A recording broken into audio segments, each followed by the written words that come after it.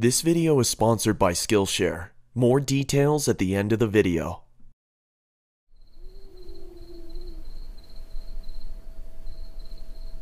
It was a late, moonless, snowy night.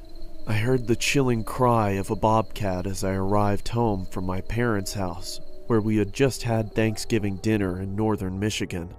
Exhausted, I had finally made it to my bed when my pregnant girlfriend asked for nacho cheese munchies. Reluctantly, I laced up my boots and went to my car. Due to the cold, it took me a while to start the car, which only made me more irritated. But eventually I got it started, and I arrived at the convenience store to retrieve my girlfriend's mandated snacks. As I left the store, walking back towards my car, I saw a shadow of movement out of the corner of my eye. What looked like a person stood near the dumpster, just out of the light. I stepped towards the figure, and she looked at me with a giant, sinister smile. Her face was so weathered, it looked like she had cracks all over her face. She was crouched down and appeared to be chewing on something. I looked to see what she was chewing on. To my surprise, it was a severed arm. It looked old, as if it had been rotting for weeks. I saw her glance at something in her pocket. I could see the outline of what looked like a pocket knife. As soon as I looked back up, she quickly charged me. I pushed her away and then ran back to the convenience store. I burst through the door and frantically yelled towards the cashier to call the police as I turned to lock it. He asked me, "What's going on?" I scowled at him and said, "Please, just call the cops." I looked back outside and saw the woman had moved across the street and was still scrutinizing me as she maintained her malevolent grin. "Look, there's a girl out there who's trying to kill me." Looking over me, he replied, "I don't see anyone out there, sir."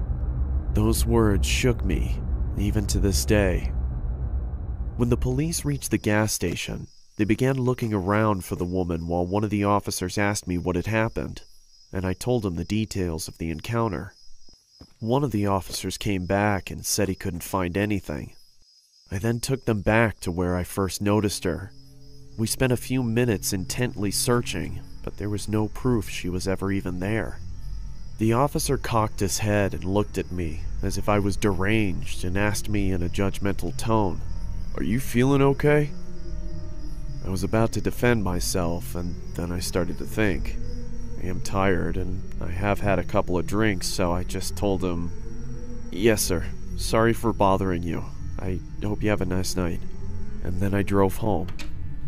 I got home at around 4 o'clock in the morning. My girlfriend greeted me with an angered but concerning tone of voice. She asked me, "Where were you? Are you okay?" So I told her everything that happened. Of course, she didn't believe me. I couldn't get to sleep that night. I sat in my bed questioning my sanity, wondering if it was all even real. Am I crazy? Maybe I'm just tired. But no, that can't be it. I saw it. But if I saw it, why was there no proof? Where did the arm go? Where did she go? Before I knew it, it was 7 in the morning, and I had to go to work. I threw on my jacket as I was about to head to the construction site, and I put my hand in my pocket and noticed that there was a hole in it. It wasn't there the other day. I thought, what if she caught my jacket as I ran? Which further proves my suspicion that she was real. I couldn't believe it. My mind completely went wild until my girlfriend kissed me goodbye. I told my friends at work what had happened, and they didn't believe me either. They made jokes about it the entire day, but I had my bowling tournament that day, so that gave me something to look forward to. I got home and hung my vest and jacket up and rapidly put on my bowling shoes and got my bowling ball. My girlfriend looked at me with a pleasant smile and said, "When will you be back?" "Probably around 11. Don't be long. "I won't, don't worry." At around 10:30, the tournament had finally finished, and we had won. I was so thrilled I had forgotten about the woman. As we were leaving, I noticed something at the other end of the parking lot. It was that psychotic woman. We stared at each other for what felt like an eternity. She slowly started moving towards me while waving her knife in the air and making cuts. I quickly jumped into my car and turned it on. As I looked up, I saw she was standing in front of me, staring at me. She slowly walked over to my window, and she said in a quiet, deep, and scratchy voice, Little pig, let me in. I was frozen in fear, but I snapped back to reality when she banged on the roof of my car, screaming. I quickly slammed my foot on the accelerator and didn't let off it until I couldn't see her anymore. When I arrived home, I told my girlfriend what had happened. Like last time, she didn't believe me. I really thought I was insane, but I tried to forget about it and get some sleep. Later that night, I woke up and saw her in my room.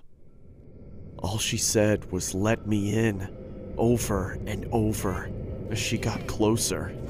She then started shouting, Let me in, let me in, let me in! Let me in!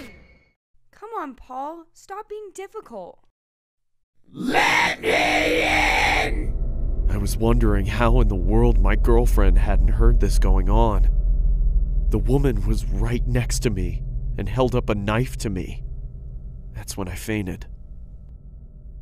I woke startled in my room, dripping with sweat.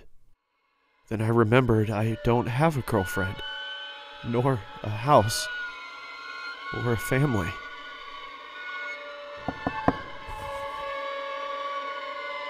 Come on, Paul. Time for your morning meds. Let me in.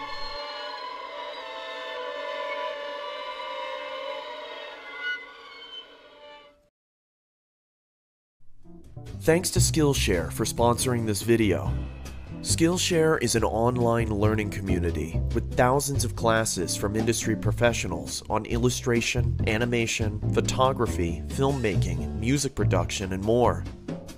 Most classes are under 1 hour, with short lessons which make them easy to digest and can fit in with any schedule. Llama just told me that they finished storyboarding for film, illustrating scripts and stories by Ryan Faulkner, who has worked on films such as Pineapple Express and Harold and Kumar Go to White Castle. Following his class has helped Llama improve the flow of their storyboards, which will help while making future videos. If you would like to learn a new skill or improve your craft, join Skillshare today for less than $10 a month with an annual plan. And as a bonus, the first 1,000 of Llama's subscribers to click the link in the description will get a 2-month free trial of premium membership so you can explore your creativity. Thank you for sticking around to the end of the video. If you would like to support the channel, check out the merch link in the video description.